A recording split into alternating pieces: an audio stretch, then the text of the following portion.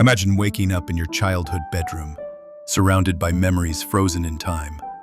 But when you try to remember who you are today, everything since you were a teenager has vanished. No career, no relationships, no adult life at all. Just silence, where 15 years once lived. Content warning. The following story deals with memory loss, identity, and psychological trauma. It is told with care and respect, avoiding graphic descriptions. Viewer discretion is advised for sensitive topics. Imagine you're Sarah Collins. It's a crisp autumn morning in a quiet suburban town in Oregon, 2008. You awaken in a bedroom that feels both familiar and alien. The green wallpaper with tiny white daisies, the wooden dresser with faded family photos, your old stuffed bear perched by the window. You sit up slowly, a strange heaviness in your chest. The last thing you recall is nothing. There are no memories of the past 15 years. No college friends, no career milestones, no memories of marriage or motherhood. You're 33 years old but feel like the 18-year-old girl who left this house long ago. Sarah's story begins here, in her childhood home. The very place she believed had been behind her for over a decade. How did she get here? What had happened during those 15 missing years? Sarah grew up in a peaceful neighborhood in Portland, Oregon. She was the middle child of 3 siblings, bright but shy, her life unfolding in a typical quiet rhythm. The transition from high school to adult life was supposed to be filled with hopeful plans: college, travel, a job in design. Instead, she wakes up to find her entire adult existence erased. You sense right away something has gone terribly wrong. But what? The first question Sarah asks herself, and later everyone who finds her: who am I now? This extraordinary disappearance of memory marks the beginning of a deep, dark journey, one that would unravel hidden family secrets, community shock, and the fragile nature of identity itself. Now, with you following Sarah's footsteps, imagine piecing together the clues of a life half remembered. Before Sarah's parents even realize the gravity of what's happening, she calls out for help. But neither they nor Sarah have clear answers. The story's early days are filled with hospital visits, psychological evaluations, and a desperate search for any trigger to unlock her vanished memories. Unbeknownst to Sarah, the missing years include a tangle of events, some joyous, some heartbreaking, and others shrouded in silence.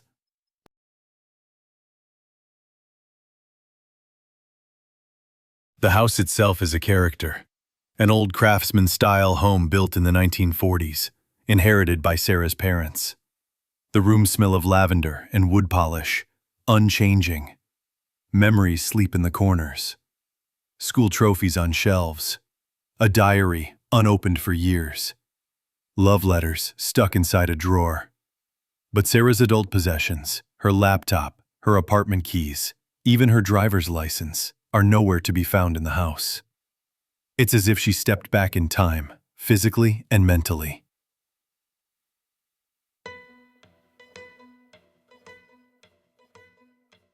Before this incident, Sarah was known as an independent graphic designer, living and working in Seattle.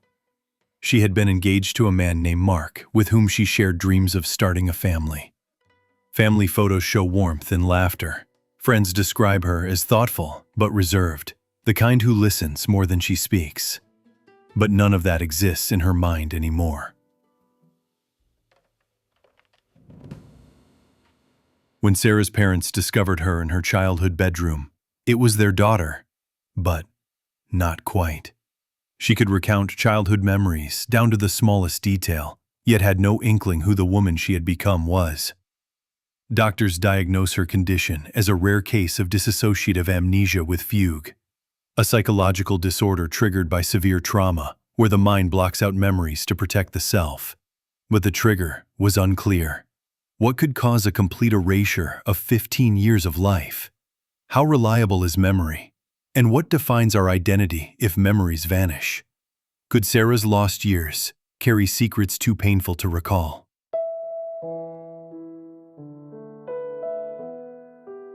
Dissociative amnesia is rare, but well documented, often linked to extreme stress or psychological injury. Unlike typical memory loss due to brain trauma, This disorder is about the brain's defense mechanisms. In some cases, amnesic episodes resolve in days or weeks. For Sarah, the missing years prove stubbornly elusive. Attempts at hypnotherapy and cognitive testing yielded fragments, snapshots that never formed a complete picture. Imagine standing at the edge of your old life, looking into a mirror that should show you the person you are, but all you see is the person you were. This is where Sarah Collins finds herself in the autumn haze of 2008, peering at her own reflection for familiar clues and finding only an uncrossable gap. 3 days after Sarah's return, the house is unusually silent. Breakfast is tense. Her parents' voices gentle but strained. Her mother, Diane, hovers nearby as Sarah picks absent-mindedly at toast, eyes flicking across the kitchen, searching for familiarity. The calendar says October 2008, but in Sarah's mind, it should still be 1993. Diane clears her throat. I picked out your favorite, apricot jam, remember? Sarah offers a shy smile, desperate to please, desperate for anything solid to anchor her. Thank you, Mom, She says, but the taste in her mouth is one she can't place. Her father, Carl, sits with a newspaper folded in his hands. Behind the flutter of headlines, he steals glances at his daughter. You can sense his helplessness, watching a child become a stranger overnight. Sarah tries to fill the silence. I think I'll take a walk. Maybe around the block? Something in my head. It might come back. Carl stands quickly. Not alone. Let me come with you. The neighborhood is unchanged. Crackled sidewalks, late-blooming roses. Familiar faces at mailbox posts. Mrs. Birnbaum from next door waves. But her expression tightens with concern. Sarah realizes how little she truly remembers of the newer faces on the street. Her neighbors' children. Weren't they toddlers before? Now they're big, off at high school, passing in cars she doesn't recognize. Sarah's senses ping with contradiction. Her body is older, stronger, but she feels too young for the world that looks back at her. With each step, she attempts to summon, by force of will, something more. A face, a lover's laugh, a moment from those missing years. Nothing comes. That afternoon, another round of appointments. Carl drives Sarah to Portland General. The hospital lobby assaults her with sharp antiseptic smells. The thunk of heels on linoleum, the hush of nervous families awaiting news. A neurologist, Dr. Priya Patel, studies Sarah intently as she answers another battery of memory and orientation tests. When is your birthday? April 16, 1975. What is the current year? Sarah hesitates. 93? Then immediately she realizes her error and a bloom of shame flushes her cheeks. It should be, but... Dr. Patel looks up from her clipboard, soft but direct. That's all right, Sarah. You're safe. Tests for brain injury come back clean. An MRI scan reveals no structural damage, no tumor, no stroke. Psychiatry consults rule out drug use or malingering. You, if you were here, would see Sarah's growing terror. If doctors can't explain it, what hope is there for answers? As the week wears on, Sarah's mind begins to produce flickers. Split-second images. Never enough to form a story. The perfume of damp leaves. The silhouette of skyscrapers through a rain-streaked window. A man's voice whispering, "It's all right, just breathe." Each comes and goes in an instant, leaving Sarah desperate for more. She tries drawing, hoping that her hands will remember. Her pencils sketch out Seattle's skyline, not Portland. She doesn't question how she knows its shape. At night, nightmares jolt her awake, heart racing, sheets tangled. Always there is a bridge and someone calling her name, her adult voice, older than she remembers.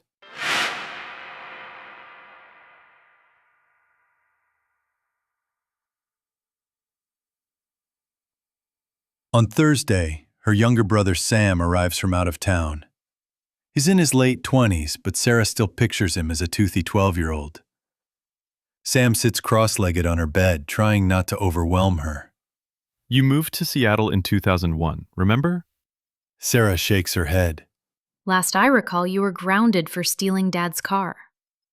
Sam bursts out laughing, the sound strange and soothing all at once. That was 15 years ago. He brings a photo album, not from her youth, but from the past 15 years.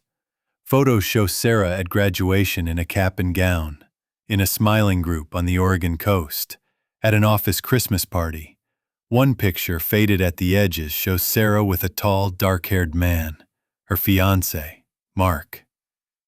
Sarah studies this man, searching for emotion. Nothing. He is a stranger. Sam calls Mark. The conversation is tense, halting. Should I come? I don't know if she's ready, Sam replies. A pause. I want to see her. I need to.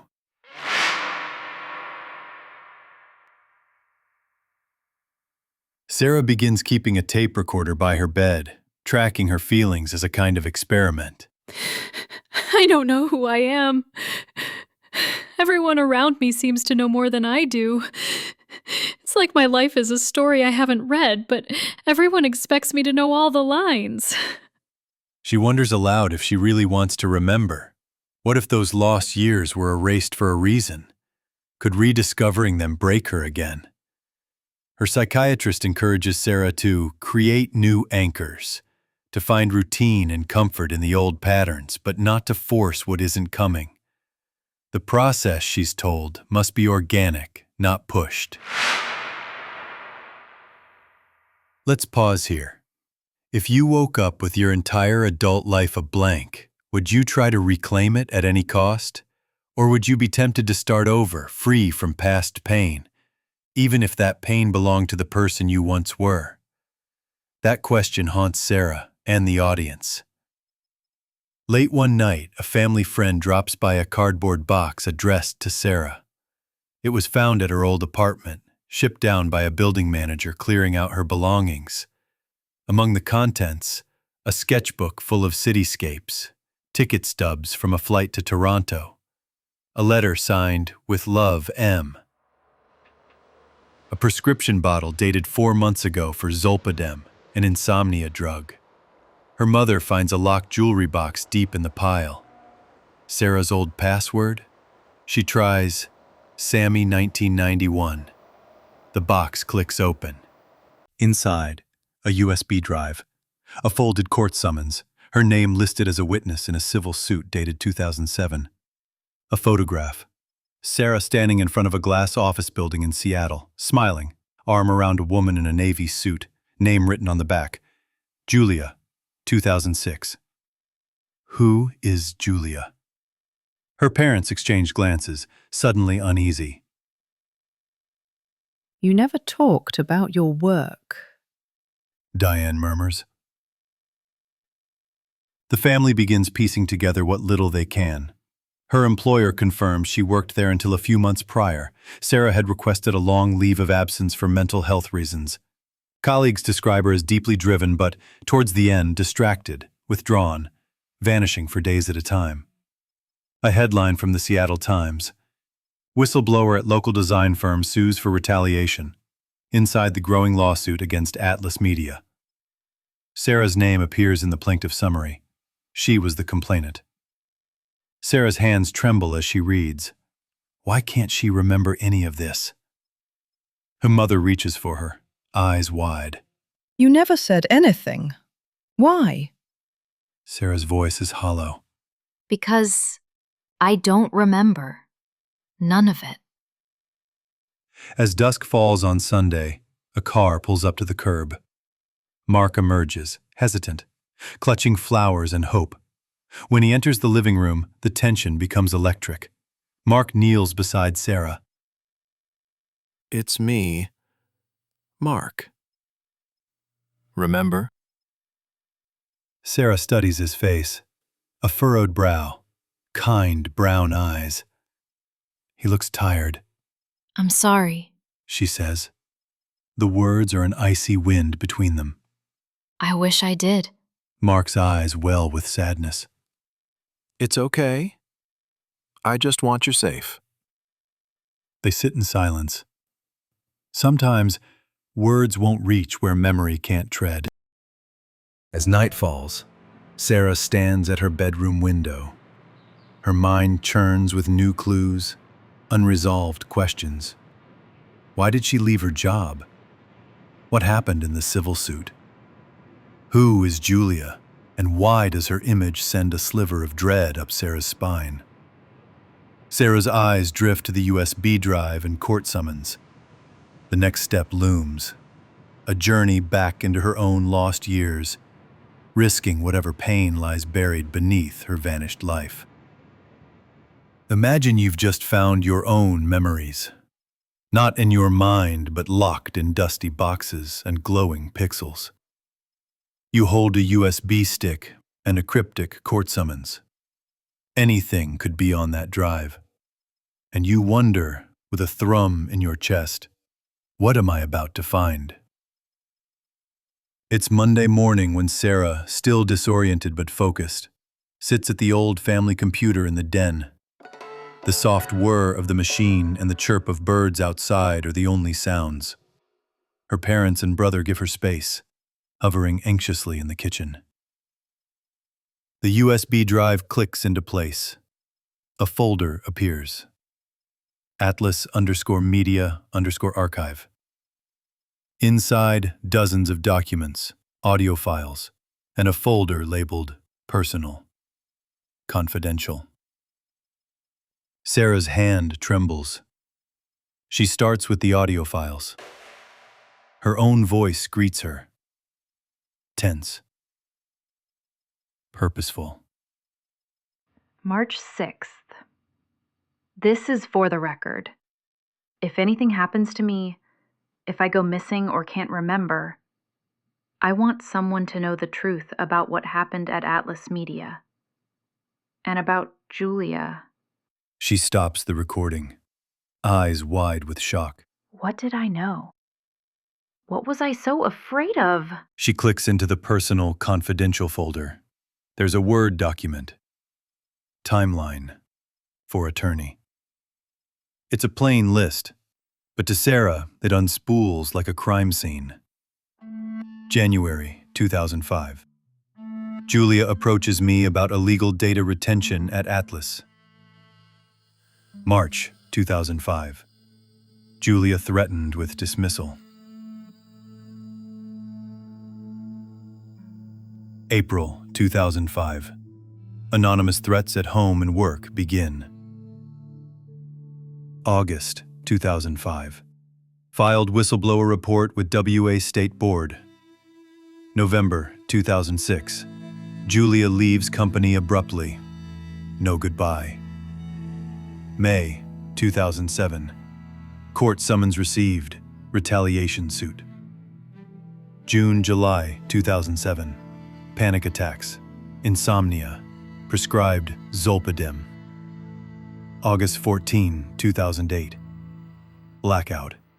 No memory after therapy session with Dr. Harris. Sarah barely breathes. These are the missing years. Compressed. Clinical. Almost impossible to connect with emotionally. Her heart pounds as she tries to picture Julia's face. A flash. Suit. Sharp laugh. Anxiety. In the glow of the monitor, Sarah stares and a murky, mental image pushes through. A woman with close-cropped brown hair, a navy blue suit, sitting at a conference room table, looking scared, lips drawn thin. Voice distorted from memory. You know they'll try to blame you too, Sarah. Stick together, right? Sarah's memory collapses. The rest is only panic. Diane enters, seeing Sarah's pallor. Honey, maybe you should take a break. Sarah shakes her head, swallowing down dread. I think I was in danger. There's this woman, Julia. She was the whistleblower before me, or with me, I'm not sure. I think someone threatened us. Diane's hands flutter at her temples. You never let us in, Sarah. None of us knew. Sam hovers in the door, reading the tension. Do you want me to call that lawyer? The one in the court letter? Sarah nods. With the information on the letterhead, Sam and Sarah find the number of the attorney, Linda Hauser. That afternoon, they dial from the living room, the line vibrating with anticipation. Linda Hauser picks up. Her voice is measured, sharp. At first, she doesn't believe it's Sarah. Then shock overtakes businesslike caution. Oh my God. Sarah, everyone thought you disappeared. I only heard from your roommate months ago, who said you left without your phone, your wallet, everything. Tense silence. Sarah presses the phone close, breath shallow. I don't remember anything from the last 15 years. I just woke up here. Can you tell me about Julia? The lawsuit? What happened? Linda sighs, a sound thick with the weight of secrets. Julia West was the key witness. She uncovered Atlas's cover-up, mass data theft, privacy violations, forged signatures, you name it. You two worked late, emailing evidence to state regulators. Julia called me in a panic one night. Next day, she was gone. Quit, no trace. She never came to court. Her apartment was cleared out overnight. After she left, you were different, Sarah. Withdrawn, made me promise not to use your last name in texts. Sarah closes her eyes, the world spinning. Linda continues. After the trial, you faded. The case was dismissed on a technicality. Julia hasn't been seen since. I tried to reach you, letters, phone calls. I still have a box of your things here. And Sarah, people on the other side of that lawsuit weren't above intimidation. Sarah's mother clutches her hand as Linda's words settle in. Can I meet you? Sarah asks. Linda's tone softens. Of course, whenever you're ready. That night, Sarah is drawn out to the porch where Mark sits alone with his phone, thumbing through photographs. He hands her the device with a hesitant smile, an album titled Sarah and Mark. Photos appear. The two of them hiking in Mount Rainier. Birthdays, a blurry couple's selfie at a concert. There's obvious affection, but Sarah feels like an imposter peering at a stranger's life. She swallows. I don't remember any of it.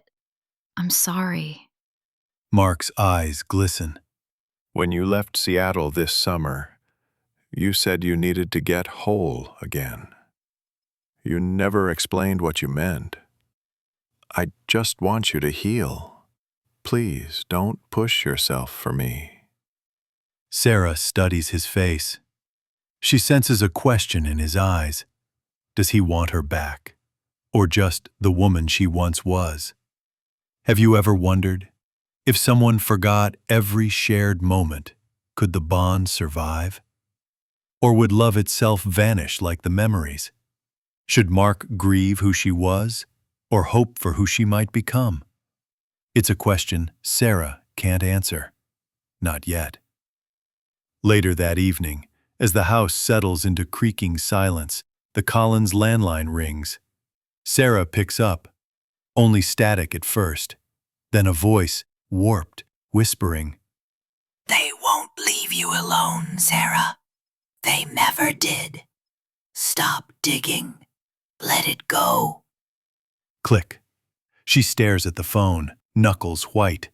Her mother rushes in, alarmed. Who was it, sweetheart? Sarah speaks softly. Someone who doesn't want me to remember. Unable to sleep, Sarah returns to the computer. One folder on the drive is password protected. JW. Final. She tries Julia 2006. It unlocks. A video file opens, recorded on a phone. Blurry, anxious energy in every pixel. Julia is pacing a hotel room, speaking into the camera. If you're watching this, I'm probably gone. They know we went to regulators. They threatened to ruin my life. And Sarah's. I'm leaving tonight. Sarah, if you ever see this, don't trust anyone from Atlas. They know where your family lives. Burn everything connected to the lawsuit. And tell Linda she was right. I should have read sooner. The video ends abruptly. Julia turns at a knock on the door, then static.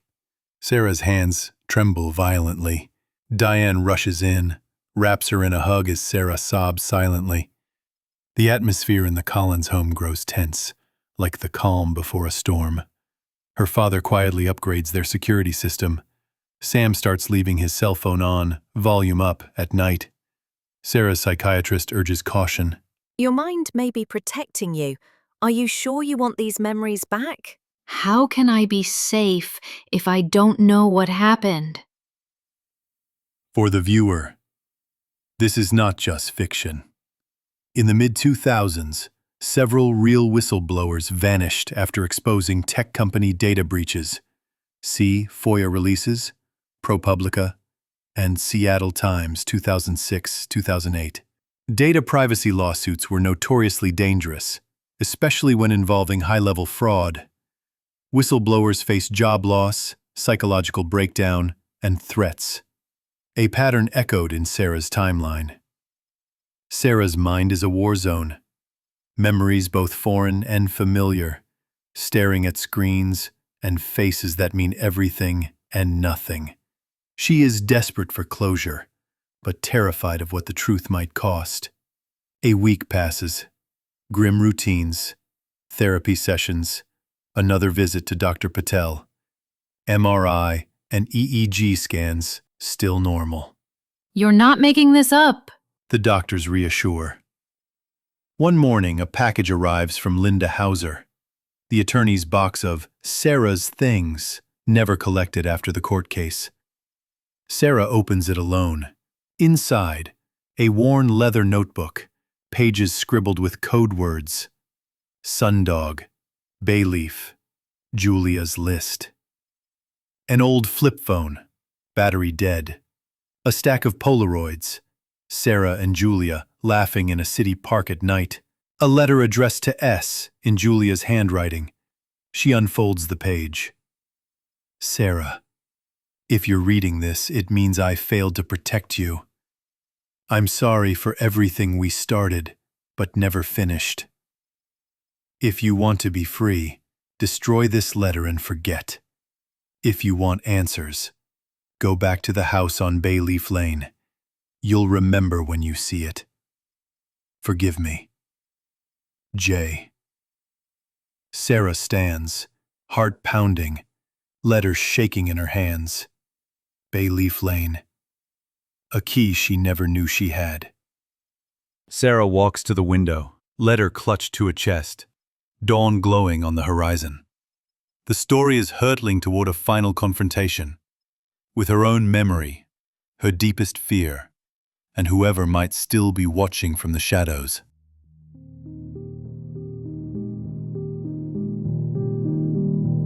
Imagine the sun rising on a new day, the kind of pale, hesitant dawn that carries more questions than answers. You clutch a letter signed by someone you half remember, a ghost from your own missing life. The only clue, find the house on Bayleaf Lane. Somehow your future and your forgotten past are waiting there. Sarah spends a sleepless night wrestling with the decision. Can she risk digging deeper, knowing someone warned her to let it go? Can she trust Julia's last wish? Or is this a final trap? By mid-morning, Sarah tells her family. The decision isn't easy. It's a family council, tears and embraces, and all the hesitations of people who've already lost one daughter to the unknown. Sam offers to drive. Mark, determined but gentle, insists on joining them. Diane packs a lunch, a mother's armor, clinging to any role she can still play. Her father double-checks the locks before they leave. He stands on the porch, waving, jaw set but hopeful, as his daughter pursues the last lead.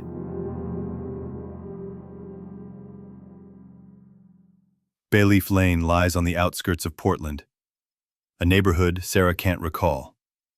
As the car crunches onto a gravel driveway, the house appears. Modest, painted green, almost forgettable. A rental on the tax records, according to Linda Hauser's notes. The air feels heavy. Sarah's fingers fumble with keys found in the attorney's box, the one marked BL. The front door creaks open. The interior is musty, still. Mail piles up by the door, bills addressed to an alias, S. Bennett. There's little furniture. On the kitchen table, a pile of photographs, all in which Sarah stands beside Julia, grinning, windswept, always watching their backs.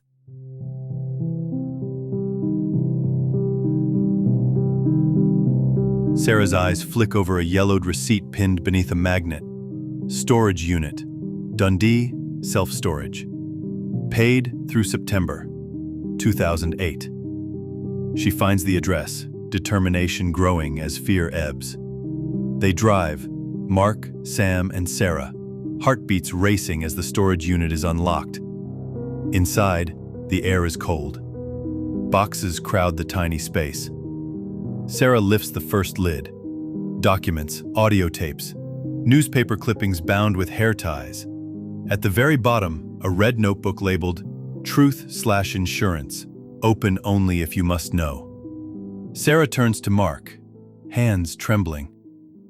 Do I need to know? The only person who can decide that is you. She sits cross-legged on the cold cement, breath shallow, and opens the red notebook. The truth is ugly, messy, human. Julia and Sarah, together, gathered extensive evidence of Atlas Media's unlawful tracking and blackmail of employees suspected of whistleblowing. After Julia's disappearance, Sarah went into hiding, consumed by paranoia. She rented the Bayleaf Lane house as a safe house. It became both refuge and prison. The timeline is scrawled in Sarah's own handwriting, becoming harder to decipher as the months pass. Describing insomnia, panic attacks, threats, a final confrontation she scarcely recalls. But at the very end, a single page stands out, written in a wilder, desperate hand. August 14, 2008. Julia called. She said, "It's done. You're free. Forget all of this. Burn it or they'll never let us go." I said I couldn't. She insisted. "Remember me. Forget this." I'm so tired. I just want it to stop. There are burn marks on the edges of this page, as if she tried and failed to destroy it. Beneath, a blank envelope contains a flash drive labeled Final Backup. Mark hands Sarah a laptop. She inserts the drive. The files aren't financial data or incriminating emails. They are video diaries, dated throughout July and early August 2008. Video. Sarah, eyes ringed with exhaustion, speaks to the camera. If I'm watching this, I need to hear my own voice. You were never guilty. Julia was right. You did all you could. Let the past go and start again. Another entry, days later. If anyone tries to hurt you, call Dr. Patel. Tell her about the whistleblower protocol. She'll know. At last, the final file. Julia, recorded outside the Bayleaf Lane house, says, "I love you, Sarah. Run, heal, forget. I'll be waiting if you ever remember." The face, the voice, the final words, they spark something primal. And Sarah's mind starts to unclench. Images rise. Her late-night phone calls with Julia, the risk, the fear, the hope. Her attempts to vanish, to protect Julia, herself, her family. She collapses against Mark, sobbing. Fragments of the missing years rush back, like water breaching a dam, disorganized but real. She remembers love and devotion, terror and escape, endless nights praying to forget. Her family gathers her up, wrapping arms around her until she breathes deep again. Her cell phone, her new one, which she'd never seen, buzzes. Dr. Patel is on the other end. I'm so proud of you, Sarah. You've reclaimed your past, but remember, healing isn't about remembering everything. It's about choosing what to carry forward. The next days, Sarah painstakingly pieces her story together, sharing with police, the state board, her legal team. Some mysteries remain. Where Julia is now. If Atlas Media ever truly paid for its crimes. But Sarah no longer runs from the missing years. She claims them. As for Mark, he stays, quietly steadfast, loving the woman emerging from the fog, not just the one he lost. Sarah sits, one dusk, on the porch of the house where it all began, watching the sun fade. The memories are hers again, painful but real, a story she alone gets to finish. Imagine standing at the edge of the life you almost lost. Every memory, relationship, and moment of pain or joy reclaimed, but never quite as before. For Sarah Collins, the end of her 14-year ordeal is not a return to what was, but the tentative birth of something entirely new.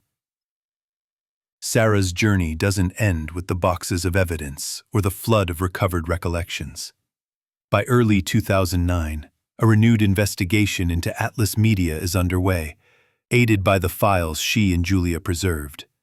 The Washington State Board reviews new whistleblower testimony, and Atlas's former executives face civil penalties and public disgrace. A class-action lawsuit by employees who were surveilled or threatened prompts state and federal privacy reforms, tiny ripples from a single, nearly buried story. In Portland, Sarah's recovery proceeds slowly, progress shaped by months of therapy, unwavering support from Mark and her family, and regular calls from Linda Hauser. State investigators keep asking for details Sarah can't always give. Her relationship with her parents deepens, as they too reckon with grief for the lost years.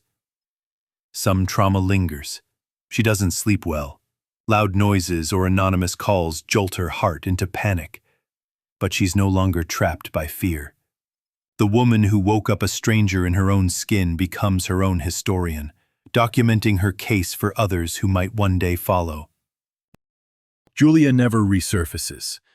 Her absence carves a space of unresolved hope and uncertainty. A reminder that some stories never come wholly full circle.